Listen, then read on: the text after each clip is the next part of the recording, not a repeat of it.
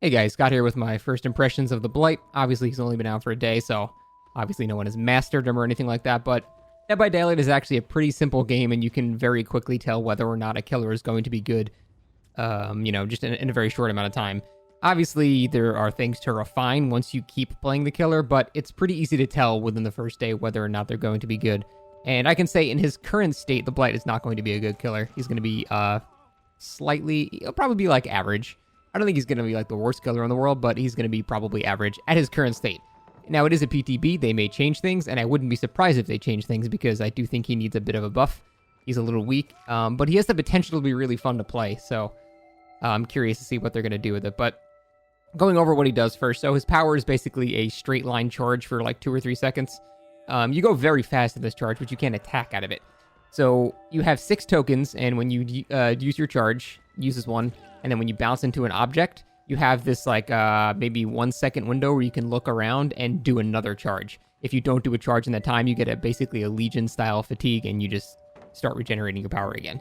However, if you continue the charge, that second charge and any further subsequent charges have a melee attack potential as well, so you can do like a lunge with it. However, the lunge is very limited in range, and it's very limited in the turning ability. It almost reminds me of Oni, like when they nerfed him and made it so you can barely turn his lunge. It's like that. So it's very easy to get spun because you literally cannot even change the camera to accommodate for it. So that's kind of underwhelming. The power itself has the potential to be cool, though. I've always wanted a killer with like a grappling hook you can use to get around the map and then like slide into people to, hit them. And that's kind of what this killer does, but it's like a much more clunky version of that. I wanted like a physics thing where I could like shoot a rope at a loop and like, like a, centrifugal force, like, rotate around it. And I thought that would be awesome. But this is very, very clunky. And a lot of the problem with this killer is just clunkiness, I think. I think the core design has a lot of potential. It's just clunkiness really ruins a lot of aspects to him. I don't think there's a killer in the game that exemplifies how bad a lot of the hitboxes of the structures in the maps are, other than this killer. Even more so than like Huntress and Leatherface. You will very commonly, like right here, you will just hit nothing.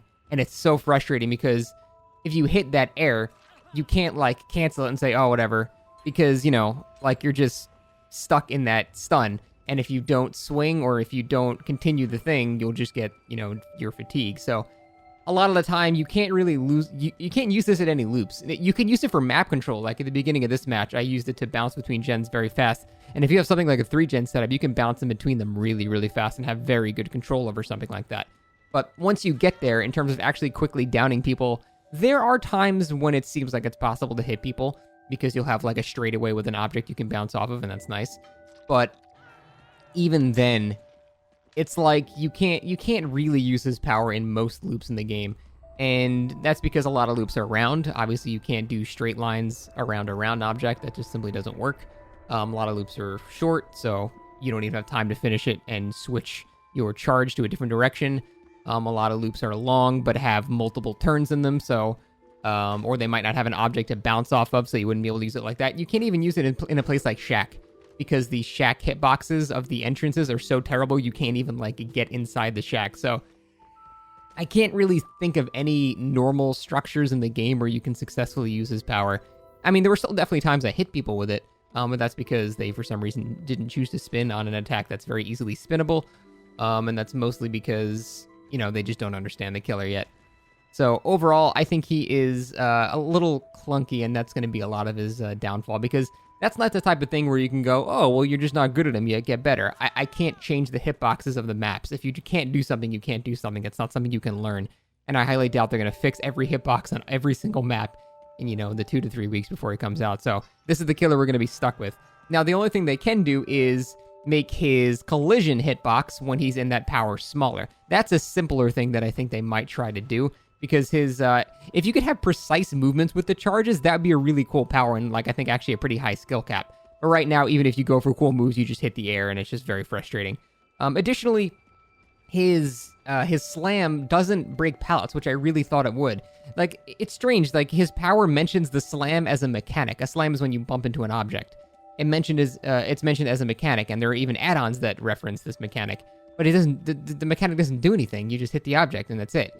Like, I almost think there was some other, like an AoE effect, or it broke pallets at some point, and then they just removed it and left things that referenced it. Because it doesn't make any sense to, you know, have a mechanic name tied to... It's like if they gave Legion's Fatigue a mechanic name. It doesn't really make any sense. So I think they had something like that before, and then they just removed it or something. But I think it maybe needs to break pallets, so at least he can...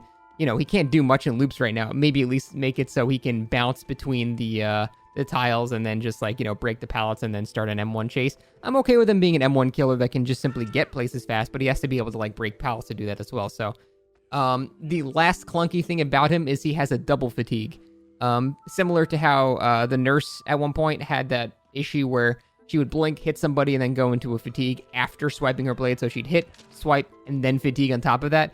And even then, it was Nurse, so it's like, all right, fine, it's fucking Nurse. She's super strong. She can deal with it. But this killer, it is really punishing. If you hit somebody with your extremely hard to hit second lethal rush attack, then you hit them, you do the wiping animation, and then you inject yourself with chemicals, and by then they're like, you know, they're 20, 30 meters away, and it's just like, it's really, really unnecessary to have that much downside to a power that's not even that great to begin with. So I think these are a lot of things that they're going to change. I bet they're going to remove that double stun. They might make it so they break pallets as well. And I think they need to shrink the hitboxes of the collision while you're in the power. Just while you're in the power. Obviously, once the power's over, make it go back to normal so you can still body block and such. But I think those are the three main things that need looking at. And if those three things are changed, I think this killer could actually be not only good, but a high skill cap and also very fun to play. So those are my thoughts so far, guys. Obviously, it's still very early, so we're learning a little bit more, but I think we all kind of get the gist of it. He has very little drifting when he's in his charge. I forgot to mention that, but it's so minor that it doesn't really, you can't do anything cool with it. I tried. And, oh yeah, finally, they need to make it so when you do your lunge out of your lethal rush, you don't have, like, zero control over the lunge, because you can barely turn that, and it's just so unnecessary. Cool idea. If they refine it, quality of life issues make it better. I think this guy can be really fun and actually pretty decent, but he's way too clunky to be enjoyable right now. So let's hope they iron those things out in the next couple of weeks. And that's it, guys. Thanks for watching.